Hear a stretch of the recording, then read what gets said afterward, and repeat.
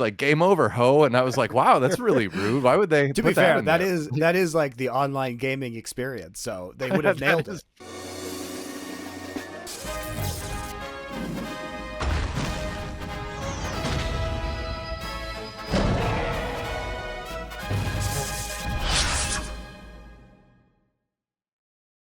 Welcome back, of course, to Nerd Legion. We did have a little break, a little rest over the holidays. We did promise you Secret Level, the Amazon Prime show from Tim Miller, who was the creator, or is still, he's not dead, fortunately, of Love, Death, and Robots for Netflix, which is an animation anthology show, which many people, including me, have very much enjoyed. He also was the director of the first Deadpool movie, so certainly has some chops in Hollywood.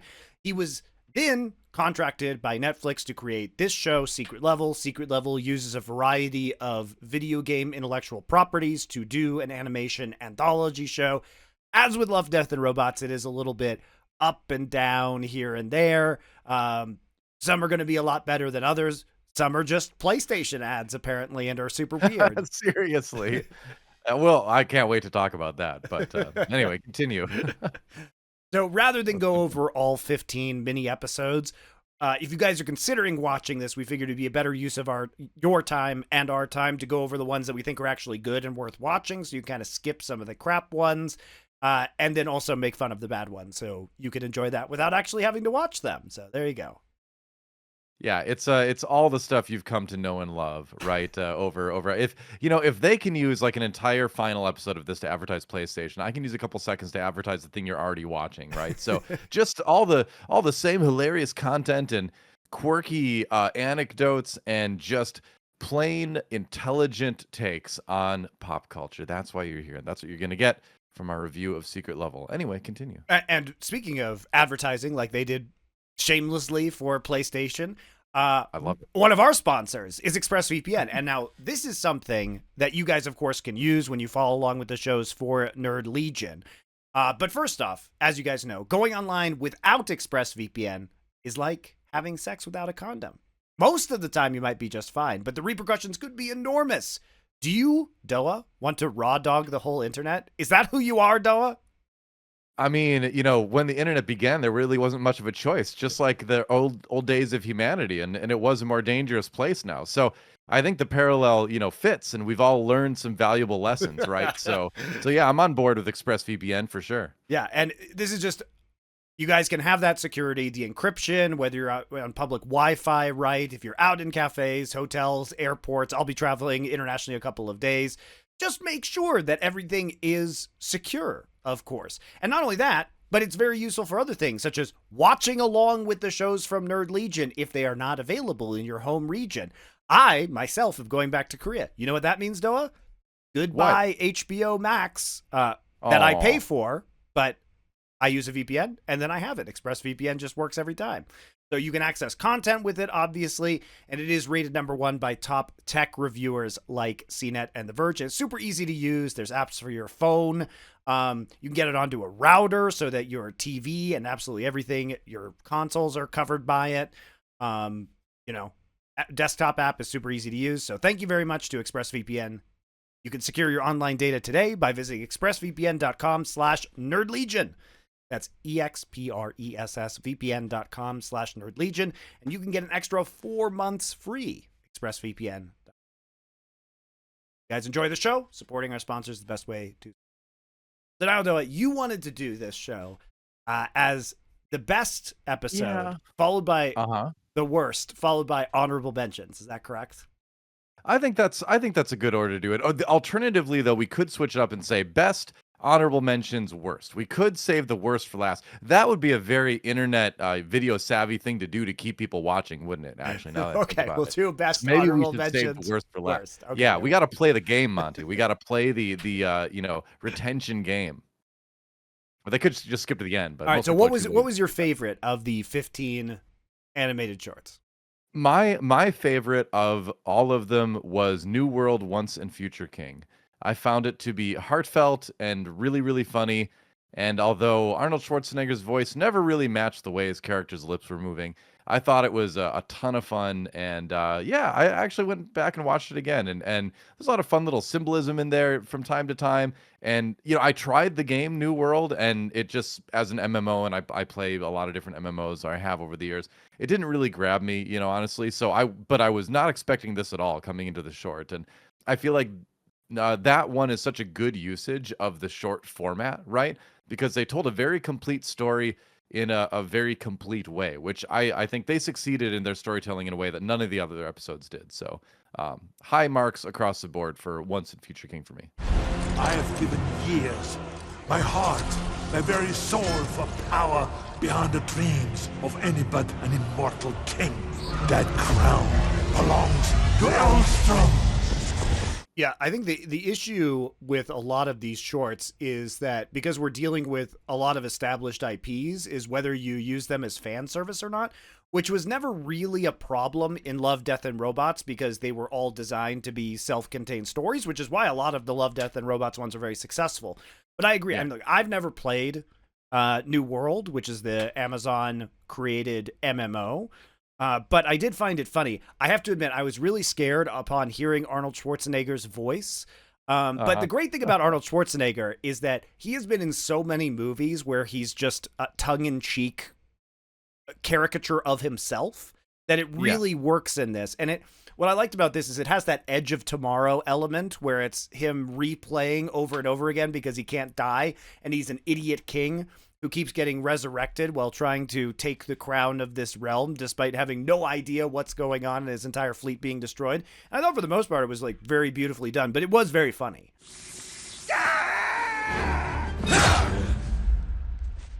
Yet, Elstrom lives. Thank the gods that I'm whole again.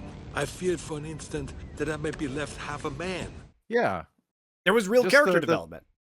For sure, yeah. I mean, just his character coming in, just wanting to conquer and take it because he feels like he deserves it. Like he's owed this because he's the great conqueror, and we know right away that he has basically no skills whatsoever in terms of combat. He's not smart, and all that.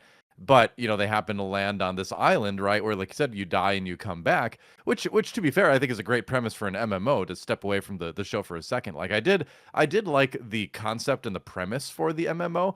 And I think this takes that and applies it, really strongly, in that you take this kind of hopeless character, right, who sort of learns over the course of this where, he's like, well, I'll just try to gain more power so I can take it. And it doesn't matter. The existing king has no trouble dispatching him every single time they meet.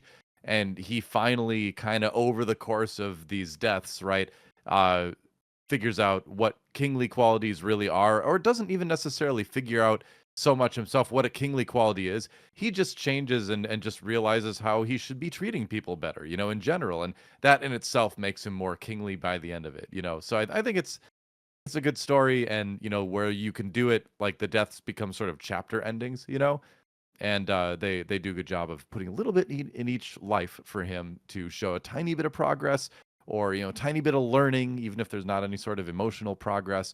To then where you get to the end, it's very satisfying, and yeah, it was really fun.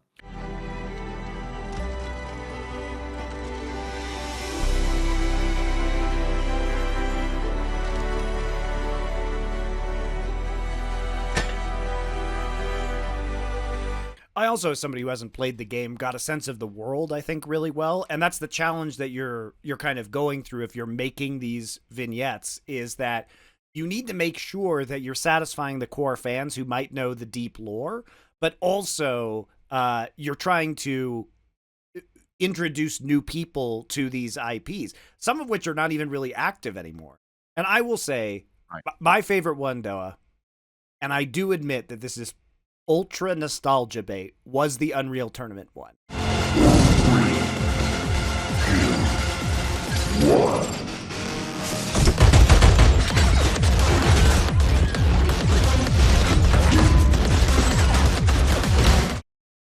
Oh, okay. All right. Because, interesting.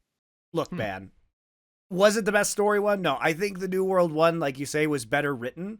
But if you played Unreal Tournament 25 years ago, 20 years ago at this point in time, which we did, the nostalgia for people who played that game is absolutely crazy, because Zan, the robot, is a character that you can play in Unreal Tournament and does have a backstory that is similar to the story that they gave. They also have all of the old weapons, but really the ultimate nostalgia bait in the Unreal Tournament secret level episode was just the levels themselves, because the arena reconfigured to be the shape of Morpheus, which was the skyscraper level. And then very famously, the last one is a map called Facing Worlds, which took place with these two towers on these asteroids in space. And it was a capture the flag map. And if you played Unreal Tournament, you played an insane amount of Facing Worlds. And Morpheus was a deathmatch, probably one of, if not the most famous deathmatch one, on top of the skyscrapers with like low gravity and jump pads from tower to tower. So I think as a fan and as somebody who played Unreal Tournament as a kid, it was really fun to see these elements within it. And I thought it did a good job of telling this story of a robot rebellion and this attempt to crush the rebellion within by using, you know, the power of the opponents that were supposed to defeat the robots to basically make them look weak and prevent the people from identifying with them. Obviously the opposite happens. So I thought it was really fun, and it was just such a great throwback to a piece of my childhood that brought back a lot of nostalgia for me. Witness rebellion. Rebellion.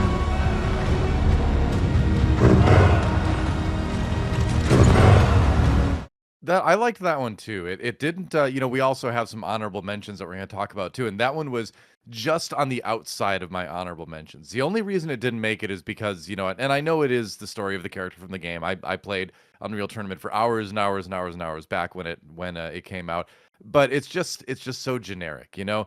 It's just a story that I've seen a million times before. They had the voice lines of the narrator, and they had all the guns like the Ripper and the flak cannon.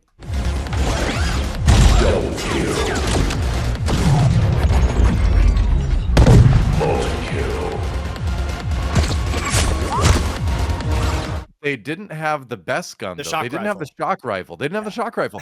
Why in the world did you not do the shock rifle when you can do the cool right click, you know, throw the orb out there and then left click to detonate it kind of thing? Oh, they could have. They didn't have any telefrags either, where you throw out the little disc and then appear inside somebody in one shot. Though. Or the big guided missile that you kind of like guide from a first person view. You know, that was always one of my favorite things, to jump on the enemy base of Facing Worlds and then shoot it like down and then into their thing. Yeah, but they could have used the music from Facing Worlds at the end there too. You know, I kind of wanted to all-time iconic, you know, FPS soundtrack. But so I liked a lot of it, but I only really liked it for the nostalgia reasons. And you know, while nostalgia is fun, for me it didn't have as much weight, I guess. But I did really enjoy that one too, just for the sake of it being, you know, like I said, just pure nostalgia, right? But I wonder how many people outside of our age range would really get that stuff, you know, because they've tried to bring Unreal Tournament back a couple times in various iterations, and it's just never been quite as successful. Unreal Tournament, the original, is still the best version of Unreal, in my opinion. I find it odd that they spent money or volunteered their IP when, as far as I can tell, there is no new UT game coming back, and it really is just for the nostalgia. So I appreciated it a lot, but it was funny because I thought, this isn't marketing anything new, unlike a lot of the other games that were present within Secret Level that at least have more active franchises. But I thought it was really fun. It would be my honorable mention. Oh, it's like the honorable mention of the honorable mentions, you know. I'll give it that. I'll give it that. So what are your honorable mentions? Well, my honorable mentions. Well, should we go back and forth? I've got 3 of them. How many do you have? Well, let me hear yours, and I'll chip in if I think I'll chime in if I think there are some extra ones that deserve some conversation. I'll just list them and then we can talk about it. My honorable mentions in no particular order. I wouldn't rank any of these higher than the other. They just kind of are in that category for me. The 3 are Honor of Kings, The Way of All Things. Oh, Warhammer God, it was 40K. terrible. Okay. Oh, shut up. I'm still talking. Warhammer 40K, yes. And They Shall Know No Fear. And Pac-Man Circle are my 3 honorable mentions. And Pac-Man Circle, I hated at first, and then I started thinking about it. We can talk about that one right now. I started thinking about it, and I'm like, no other episode just made me made me scream WTF in my brain the entire time like that when I was like, what in the world are they doing with Pac-Man? I was like, what is this How crap? could you And, possibly like that trash that was like edgy Pac-Man? It was so fucking bad. Weird. But so I researched this, and I guess apparently the directive from Bandai Namco was to just make people go like, what the fuck with this? Like, to make them really like wonder what was going on with it, and like to just go crazy with it. And they did indeed go crazy with it. I don't think the story was good. I didn't particularly like the animation, but it's an honorable mention just because it sticks in my brain like none of the other ones do. So, honorable mention doesn't necessarily, I guess my honorable mention category doesn't necessarily mean that I thought it was good. It's just that it had an impact on me like some of the other episodes didn't. And, I think it was, it is kind of funny at the end that like the humanoid character ends up being like the food for the Pac-Man thing, because we as people are just powering the game itself by playing it over and over again. We are feeding the machine. So I was like, that was easily the worst one. Even worse than the PlayStation ad. No, nothing was worse than the PlayStation one. Okay, spoiler alert, that's the worst one. PlayStation awful. It's just an advertisement. But Pac-Man Circle was not good in that it was I didn't like the animation, I didn't like the story. I don't really care about Pac-Man, but it just was so bizarre to me that it sticks in my brain. So don't get the wrong impression. I'm not saying that I liked it. I'm just saying that it was impactful. So what happens is there's like an alien that falls on this world, and there's a golden. No, he's like he comes out of like a tube or something, like he's being grown like there. He's cloned or something. And who knows? The golden orb, which we find out is Pac-Man, follows him around, tells him to eat, and tries to get him stronger, and then tries to take over his body and escape the world. And it is trash. It is so bad. It is complete schlock. It is truly terrible. But that's why I kind of came around to liking it, 0 out of 10. Do not watch that. It's worse than the PlayStation ad because it was stupid and offensive, and the PlayStation ad was at least nothing. I know. What are you doing?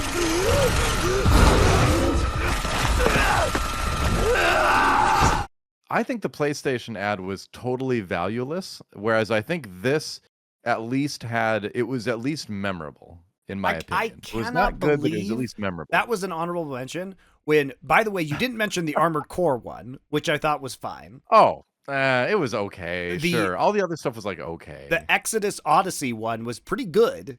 Oh yeah, that one actually. Okay, that one should be in my honorable mention category. Hold on, let me write that down. That's right. That one should be in there too. I was going through them again today. I'll write it down. Exodus. Okay, now Exodus is in my honorable mention category too. That one I had a hard time getting into as much because it was such a summary of events. I was like, I really want to see this be a series, This story that they told, it was done mostly through narration and all that, so like the storytelling wasn't good, but like the content, the story itself seemed good. All right. The way it was told was not good, I thought. The Exodus Odyssey one is for a game that will be coming out either later in 2025 or in 2026. It is a game that is made by former BioWare developers who went off and formed their own studio. And this video really made me want to play it because a lot of what's interesting about this is that it presents the story of a father and daughter, but it presents Faster Than Light Travel as having consequences where basically the daughter leaves, the father's chasing her around the galaxy. And because he's in Faster Than Light Travel more than her, she ends up being older than him, and then gives him basically, this relic and a treasure map to other relics that are being controlled by an alien civilization. It really did pique my interest in that world, and it felt really interesting. The visuals, it was stunning as well. So that was fun. I forgot because about that one. It was like my list. That one more than any other one actually made me want to play the game that it came from. I'd agree. I would agree with that.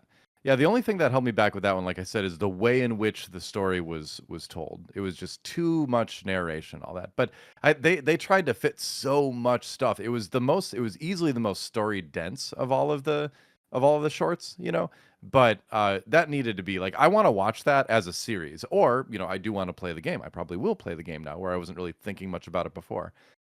So it does have that, but yeah, but the short format wasn't right for that story, you know. Well, I think it was a nice teaser for the universe that.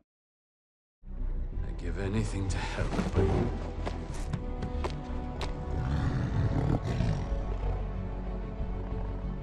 A ship. Give me a ship. Yeah, I think that I do agree that that one more than anything will get people to play the game, whereas I don't think a lot of people picked up Pac-Man after Pac-Man Circle. Terrible though. Also, I'm not disagreeing with the you. I'm just Honor of saying Kings one was so memorable. fucking boring, dude. It was I this, really it was I this don't Chinese robot just blabbing on and on and on about shit you don't care about with terribly like generic Chinese art design, Chinese video game art design, and they're just playing Go the entire time, and it's stupid and it's pointless. And I was just like, shut the fuck up, robot. I'm done. This is dumb.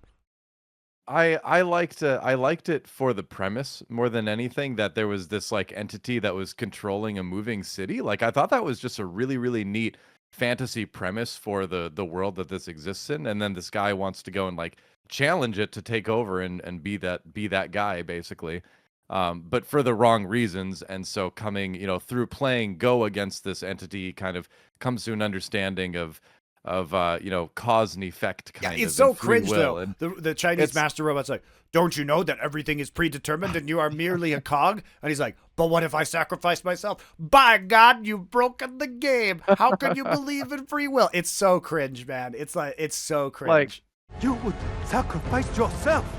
I can't win, but I can choose how this ends.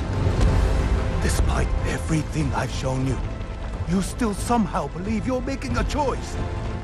hey, it's not my best. And to be fair, and I should have said this at the beginning. I didn't get a chance to say this at the beginning, but I generally don't like anthologies for this reason, where I feel like it's so hard to tell a good story in an anthology setting.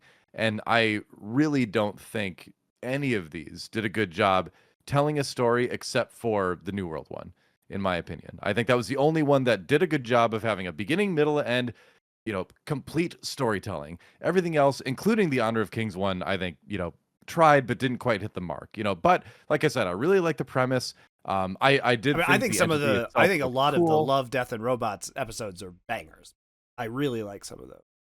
Yeah, I mean, it's okay. It's part of its personal preference too. I just don't like short form content like that, you know. I'm like the anti-millennial. Like I want long form stuff. You know, the shorter it is, the less I pay attention. You know, so I think maybe that's it. I mean, it's in my DNA. I don't know, but like, so I came into this not being an anthology fan to begin with, but that one again, like we're talking about honorable mentions. We're not talking about the best. We're not talking about things we really loved. We just talk about things that stood out to us. So right? I know So that one stood out to me. I know did, you and like the mostly because of the Warhammer one, concept. and you are a Warhammer 40K fan, so I liked it Yeah. too. Tell me what you Yeah. thought about that one. Well, again, I feel like there wasn't much of a story there. You know, there was a little bit. It was like this kid is like, oh, I'm just so hardcore that like I can resist the demonic alien entity, but pretty much demonic. They're demons, right? But like demons of Slaanesh, in case you're curious. I think it was Siege, right? Tzeentch. Oh, you're right. Tzeentch is a magic one. See, I was more of a I played more fantasy and I didn't do the demons thing. So anyway, Tzeentch, you are correct. Slaanesh is the I played the too demon much that's all into like Warhammer Total hedonism War. and all that. Monty would know Slaanesh right away, I'm sure. Yep. But big Fulgrim fan, I've heard. But so I think that one really succeeded in the category of living up to the legacy of the IP the most, where it is just purely grim, dark, you know, hardcore. In the future, there is well, I mean, the whole Warhammer 40K tagline for a long time has been, in the grim, dark future, there is only war. So there's that, you know, it's like everything is bad. There's only violence. Everyone's fighting all the time. Everything will kill you. Nothing is happy. Everything is just as hardcore and heavy metal as possible. And this one had that.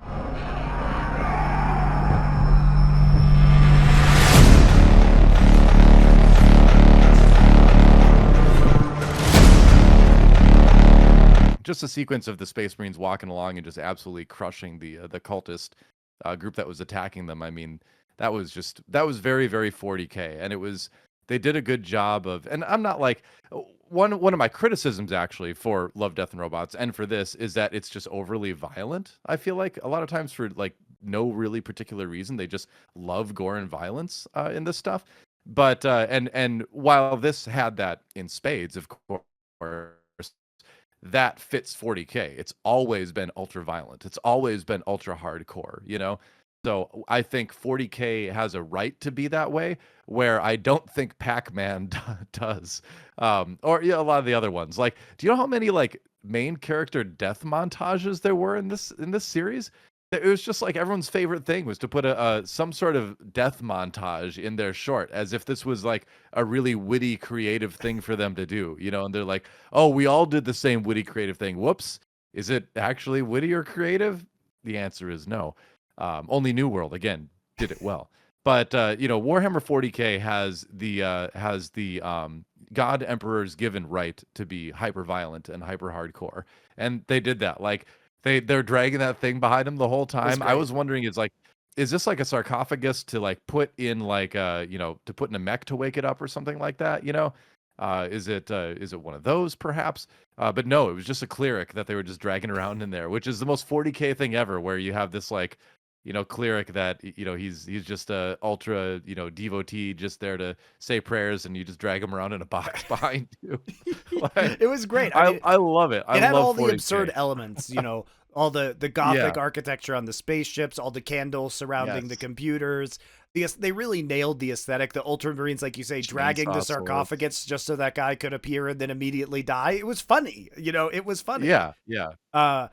I did really enjoy the way they drew the demon as well, and the way it was showing that each of the Ultramarines their deepest fears, which is why it didn't work on the kid who Yeah. didn't have any fears, and he was able to overcome it. So it made me excited because we know that it's been greenlit, the Henry Cavill Warhammer 40K. So it gives me hope Yeah. if they're making that we could actually get something really good potentially in live action.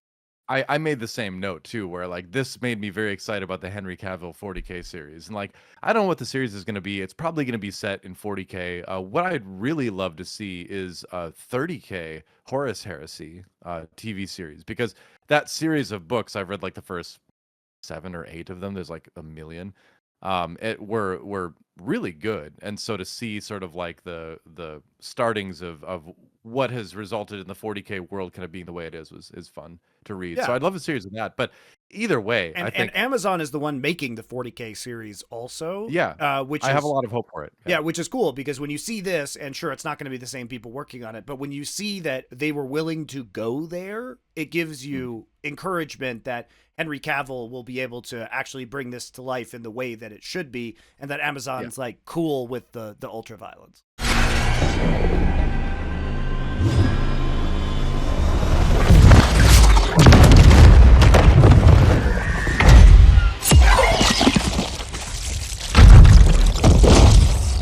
Like one of the things about 40K that's so great is just like the mixing of the gothic setting with like high technology, you know? The sci-fi gothic matchup I think is really, really neat, and adds to the hardcoreness. Like hardcore is the word you would apply to 40K the most. I think I love reading through like the rule books for the game. I was more of a fantasy player than a 40K player, but I always said like I like the fantasy game, I like the 40K lore, you know? And so, like for instance, the Sisters of Battle, who are another sort of like faction that you can play in the tabletop game.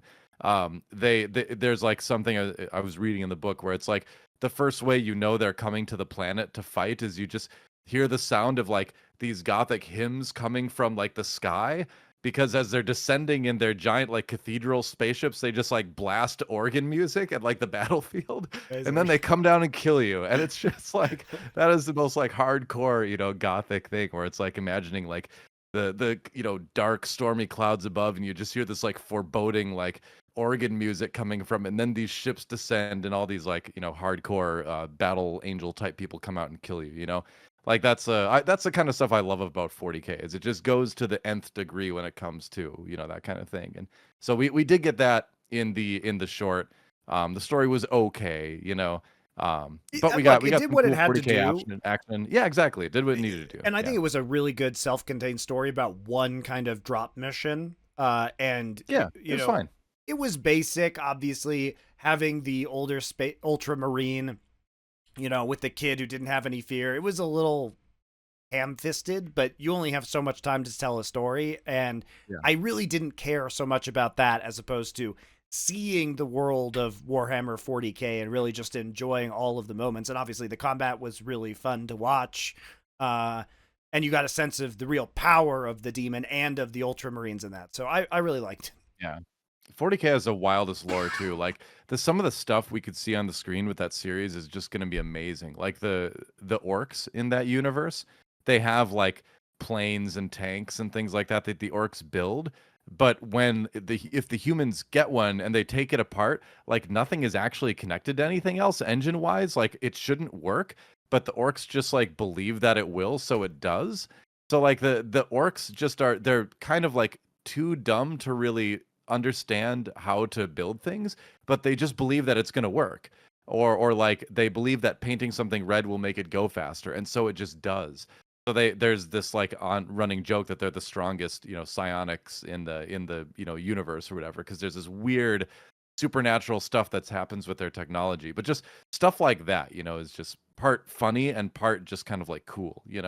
So I'm excited about that, and that didn't get me excited to play any games. I've been meaning to play the new Space Marine game. I haven't gotten around to it, but that did get me excited about the Amazon series that's coming sometime. Yeah, and I will say the Armored Core one I thought was interesting. It was well animated. I liked, Keanu Reeves being in it. I thought it was really cool to see the core is actually fighting in the mech combat. So that was fun, even if the story wasn't super interesting and it didn't really go anywhere. Maybe it does if you know more about Armored Core lore, but that's not something that I know about. And then the other one I do want to point out, and this is interesting, is the one from Concord. And Concord is okay. It was okay, but I think what's interesting is that they actually released this because obviously they've killed the game at this point in time. And it was, I think the world building was interesting enough that I can see what Concord was trying to do. And if you guys don't know, Concord was a game produced by a studio that was bought by Sony. It was designed to be a PlayStation exclusive. Some people they say they had spent up to $400 million making this game. What? And buying the studio. It was a complete disaster. So it was a hero shooter that came out, which by all accounts was a decent hero shooter, but nobody was interested in playing it. I think for me, I had no interest because I thought the character designs were just atrociously ugly, and it didn't really appeal to me in terms of a character fantasy. Like really ugly. You guys can look this up, and you could play as like a robot that looks like a giant trash can. Robot, yeah, and the colors were just horrible. Like imagine characters being like the ugliest color of vomit green, like pale vomit green possible. It was just a heinously bad character design. And this has been said many times about Concord, but the reason it's been said many times about Concord is because it's true. Is that like somebody really liked Guardians of the Galaxy over there, and they were like, "What if we make our own Guardians of the Galaxy?" But made it and ugly. We just change a couple. Yeah, but make it worse. And so it had two major strikes against it. One was that it just looks like a worse Guardians of the Galaxy, same tone, same attempts at that kind of humor. And then it's a hero shooter, and we're coming into a time where like nobody really wants to play hero shooters anymore. And with Marvel Rivals being the exception right now, Marvel Rivals popping off. I know it's weird for me to say that when Marvel Rivals is doing so well right now, but that is an exception to the general rule. I think if you're making a game right now, I wouldn't suggest making a hero shooter. There's just been too many of them. I think people have kind of played them out. It was like when everyone was trying to make a MOBA, right? That's kind of died down, but there was a period of time like this where everyone and their grandma was making a MOBA, right? And so we've just got this flood of hero shooters coming in now, and so the chances of success are low to begin with because you'd have to be something really special to make it stand out, which I do think Marvel Rivals is. I've played that, and it is fun for a couple different reasons. So, but Concord was never going to put this in context. So they released Concord, and it wasn't free to play, which is a massive problem in this day and age. Having a hero shooter that isn't free to play, so you had to buy it. And so they ended up with a few hundred concurrent users for a game that cost maybe $400 million to make. Yeah. And Sony shut down the game, shut down the servers, and refunded the 12 people who actually bought the game. And so they basically had to take a fat L on like the whole $400 million. So it was a complete disaster. Like, honestly, Concord is probably, if not the largest entertainment industry disaster, financial disaster of all time. Like, I don't think it's crazy to say that in terms of films cost way more than movies do.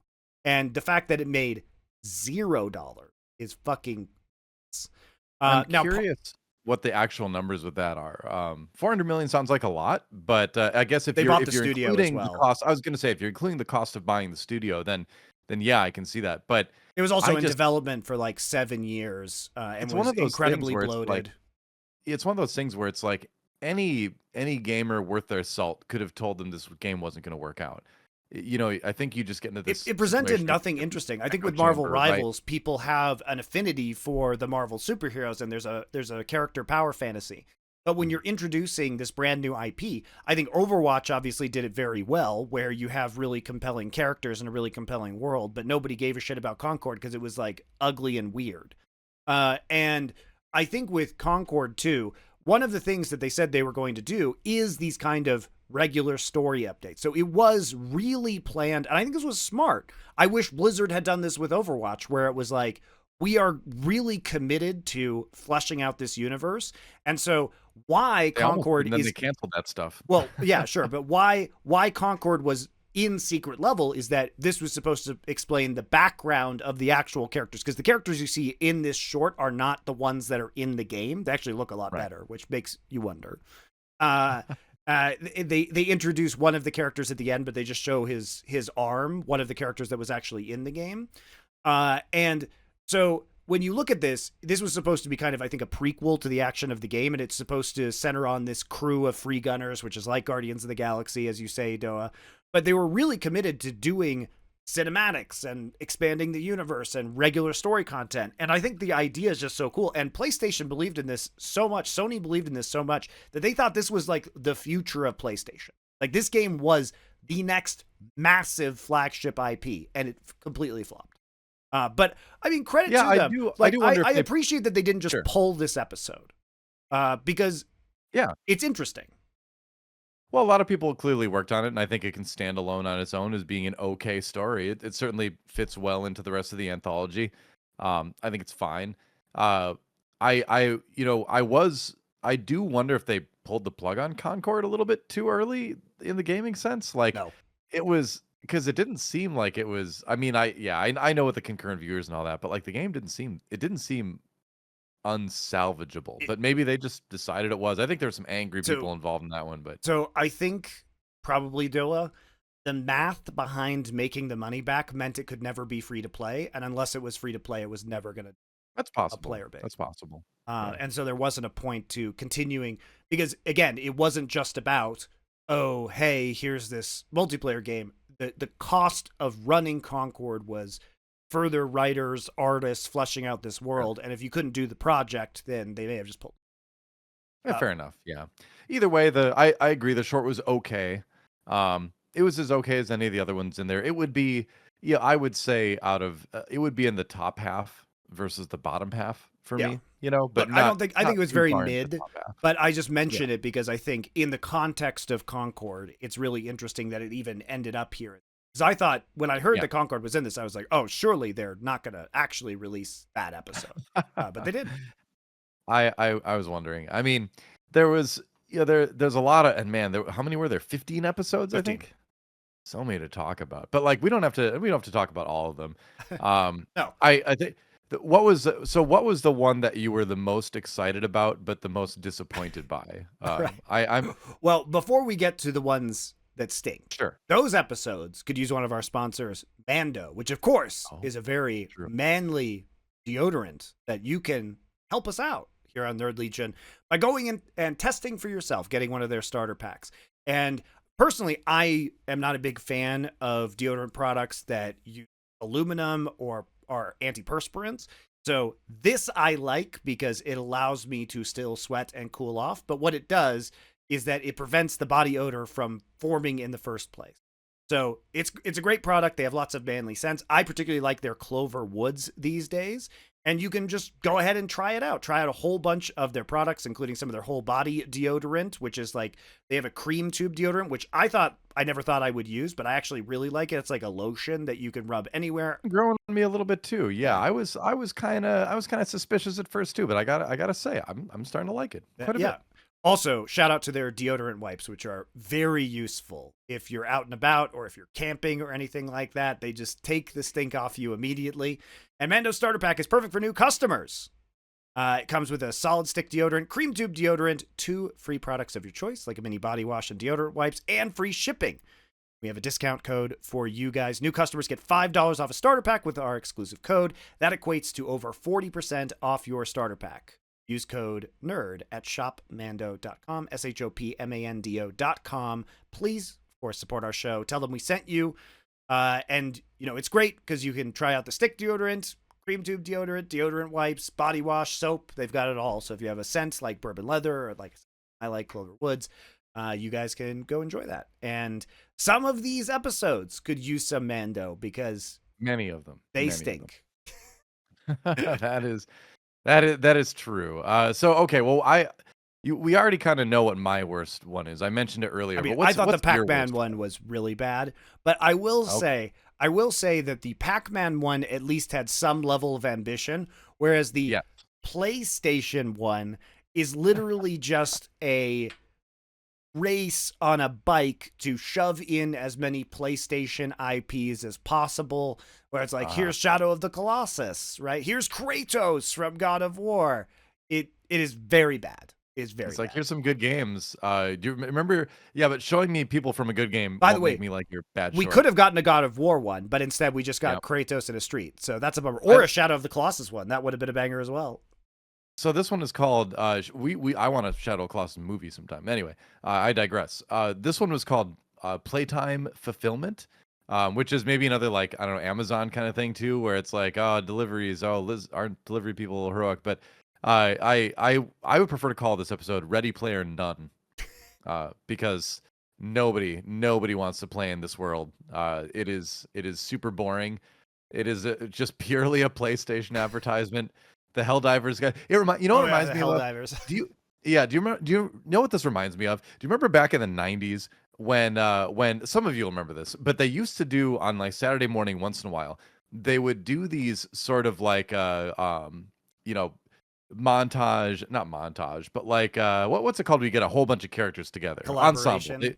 They do these ensemble episodes, but it's like, we don't want you to do drugs. So, at some point, Michelangelo is going to pop out of the suit and be like, yo, dudes, drugs are the worst. And then some kid who's... As if Michelangelo would be the one not doing drugs, Stella. Yeah. And then, like... Michelangelo would pop up and just say, drugs are the best. I'm just saying, this is what happened, right? And then, like, Scrooge McDuck would show up and be like, well, kids, don't do the drugs. Just make lots of money instead. I certainly wasn't on cocaine definitely on when cocaine, I was... by the way. Yeah. I know, right? He was we all definitely know on Scrooge cocaine. McDuck he was on cocaine for sure. But I digress. So it reminds me of that, right? Where it's a really lame story or some sort of message they want to get across, and they just pop in these random characters you like in other contexts into this, right? And then they had their main character keep saying things like insane, off the hook, and like, whoa. They really know how kids talk these days. No cap. Sweet liberty. What is that? I don't know, but let's shoot it. You're like a wizard. Now that was off the hook. Wow. That's so on fleek. Well, that one's already old, actually. But I don't know. But and then there's a lot of references in it. I'm pretty sure, like, it really sounded like the robot was calling the character Ho the entire time. That's what stuck out to me, because I was like, am I just misunderstanding this? I just turned on the subtitles. I'm like, it sounds like he just keeps calling her Ho.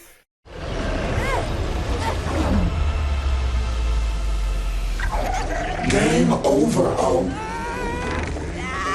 You lose. He's like, game over, Ho. And I was like, wow, that's really rude. Why would they? To be fair, that is like the online gaming experience. So they would have nailed it. That was the most authentic video game character in there. Yeah, it just represented the people you'll be playing online with. But like, the use of the characters wasn't good. And then Shadow the robot Colossus said, just- "Make me a sandwich, bitch," and that was Yo the perfect. mama. That was the perfect online PlayStation experience. Yeah, seriously, and their name was like XX Dark Sephiroth 69XX or something, But it was bad, and the Helldivers guys showed up and talked about justice and all that, and democracy, which is funny in Helldivers, but just doesn't make sense at all here. Base Liberty, Courier. You can't run from freedom! Democracy isn't done with you, girl! I'm like, no, It's very why are the cringe. Helldivers guys chasing around? And yeah, it really reminded me of the 90s anti-drug cartoons, both in function and in form. So, and just like I don't think those cartoons stopped anyone from doing drugs in the 90s, I don't think this short is going to get anyone to play PlayStation that wasn't already playing it, So, if you recognize the Colossus from Shadow of the Colossus, which is like the first one you beat in the game, by the way, incredible game if you haven't played very good. it, then this does nothing for you because you've already beaten that game like 20 years ago, right? If you recognize the Helldivers, it's because you already play Helldivers. If you recognize Kratos, it's because you already play God of War. Like, that's why this just doesn't work on a fundamental level, is that it doesn't get you to do anything you haven't already been doing. The only thing it will get you to do, unless you're reviewing it for a show, is turn it off. So easily for me, this is the worst one out of the bunch by a mile, by a huge long mile. Secret Level has already been renewed for a season 2, Doug, which means we'll be I know. back talking about I Secret know. Level to season 2. But I will say, my hope is this. Now, a lot of these games, Concord was canned. There was obviously missed opportunities with some of the PlayStation IPs. If we could have gotten something from Shadow of the Colossus or God of War, a lot of these were Japanese or Chinese IPs that they used, including, by the way, Honor of Kings. Not like most people play that in Asia, not in the West where this was made. I understand they make an obscene amount of money and probably wanted to do some level of advertising for the game to an English-speaking audience. It is a pretty decent game for what it's worth. Sure. It's not about the quality of the game. It's just that they don't have, I think, Yeah. the largest Western player base compared to an Asian player. And so, Which is actually a good reason to have Sure. your game in this, because Sure. if you look at it, you can tell where the money is I mean, coming Crossfire from, right? was in here as well, by the way. I thought the Crossfire one was also pretty good. No, really? That was alright. just like the most generic. That was like, hey, let's let some middle school kids like come up with like a cool secret op storyline. Bravo Echo 2, I'm coming through the Ace door 3. Echo that. Bravo Roger, I'm on the throne.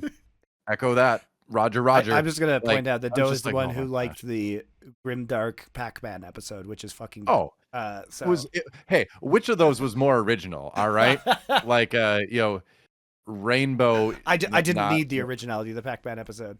Oh, Rainbow Suck. That's what I'll call it. It's not because Rainbow Six is good. This was just Rainbow Suck. But anyway, but Pac-Man was at least memorable. It was not good. And Crossfire It is was a memorable. tac shooter that is mostly played in Asia.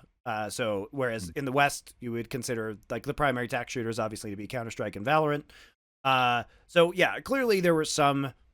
I think there were some IPs that were trying to reach into a Western audience. Sure.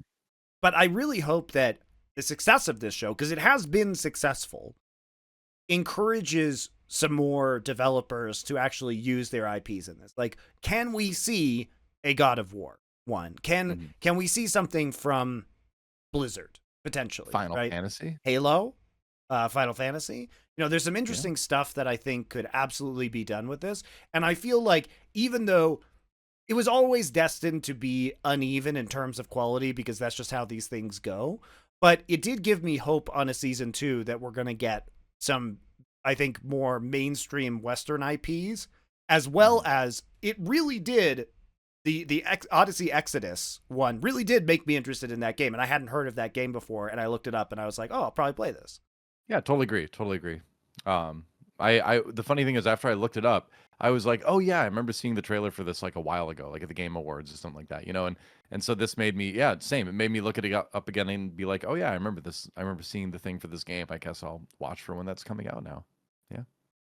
So But I think the season Mega 2 will Man probably one be was better than disappointing season to 1, me. is my point. Hopefully, we'll get some, I think, some more hype IPs in here. Some people might be like, well, there were hype IPs, or you may play these games, but I mean, sure, Mega Man is a classic IP, but the Mega Man one was very meh. It was just an intro to something else. You Yeah. know, it was like it ended in the most unsatisfying way possible, where it's like, okay, now something's finally gonna happen. Oh, it's over. It was like one of the shortest ones too. It was The Dungeons weirdly and Dragons one, while visually beautiful, was also Eh. kind of bad. That one was just like a, hey, let's all be a team. Yeah, teams are the best, and they're clearly all going to die at the end. By the way, you are not beating a Tiamat like that. Like they were all about to be slaughtered. Yeah, by the way. they That's almost what it cut died. They away almost from. died to some randoms outside of the tomb, and then now all of a sudden they're going to Yeah. beat Tiamat. Yeah, okay, yeah, right. Yeah, it's not gonna happen. Yeah, I mean, like Dungeons and Dragons was an interesting choice too, because I feel like people play the tabletop version plenty, sure, right, but like there isn't a ton of I mean, there have been some okay D&D oriented video games over the years, but it's not really an IP known for its video games, right? I guess I mean, Baldur's Gate I'm 3 going to would push. be like I'm going to push back the on that. most I'm going recent to push one, back but on that super okay. hard. Okay, Push back on it. Baldur's Gate 1 through 3, Icewind Dale, maybe my favorite game ever, Planescape Torment. Sure, but those are all old. Aside from Baldur's Gate 3, like those are all like 20-year-old Baldur's Gate 3 games, was one right? of the most successful games in the last 2 years. And it's not to say that like there can't be good D&D games. Obviously, there are many, but the thing is that it's not known as a video game property, Sure. right? I think most people still know it as a tabletop RPG property, right? So it felt a little bit odd to see it in this, but I think you could apply that to the Warhammer one too, I suppose, where it's mostly tabletop gaming. I don't know. with There've been a lot some- of Warhammer 40K games, and Not a Warhammer. lot of good ones, Well, but oh man, the Warhammer 40K RTS was super good. You've got. I don't think you know how many Warhammer games have been made. But that's my point, is that there are a lot. And you've got Vermintide, which is very popular. Obviously, Warhammer Total War has been extremely successful. Well, maybe I'm just an old nerd that likes to do things in the physical world, but I felt like it was a little bit weird to have. All right. Well, D&D. here's what I want, Doa. I'm begging you. Yeah. Can we please get a Uh-huh. BattleTech one in the next one? Can I Oh, yeah. please That would be sick. have a Yeah. BattleTech one in the next one? Oh man, now I got to think of one I want. Well, I'm not. I think it's easy to say Halo, but I don't want to say Diablo Halo. would be fun too. Another Diablo. Diablo, sure. Short. StarCraft. Can we get a StarCraft short? StarCraft. Yeah, that would be a great one actually. I think. Yeah. Yeah, I'll go with StarCraft. Yeah. But I would love to see a BattleTech one if they're gonna do tabletop games that have video game crossovers. Mm-hmm. That would be really fun for me personally. Even though it's not obviously they did just release the Smoke Jaguar MechWarrior 5 game. Watch them do a Magic the Gathering one, but instead of being about planeswalkers like you'd expect it to be, it just has like SpongeBob fighting Captain America or something, because that's like what Magic the Gathering is now as a card game. Wait for that in season 2. They're making a Magic the Gathering TV show, which we I know. undoubtedly have to review on this show. I don't think it necessarily has to be bad, but as someone who started playing Magic the Gathering in 94, 95, I am not thrilled with the general direction of the card game at this time, I will say. But that's a whole different podcast. Well, apparently it's on Netflix sometime in the future. It got put on hold right. for a Wonder been why. revived. Oh, boy. So next episode, guys, I know we said we were going to do the Star Wars holiday special, but now it's past Christmas, so it's not going to happen next but year. It's not a Christmas show. It could be. We don't know necessarily when Life Day was happening. That aired around Thanksgiving, actually. Fair enough. Originally, so we could still do it at any time. Next year. Lunar New Year is coming up next month. Year. Because I do want to get to Dune Prophecy. Now Okay. that's all been released. So I think We have to finish Skeleton Crew though. we will after that. Oh, okay. Sounds good. We have to get to Dune Prophecy. It's been all released, 6 episodes on HBO Max, guys. Use ExpressVPN. And thanks for supporting our sponsors. Helps us keep the show going, guys. We appreciate it. Next week we'll be talking about Dune. See you then.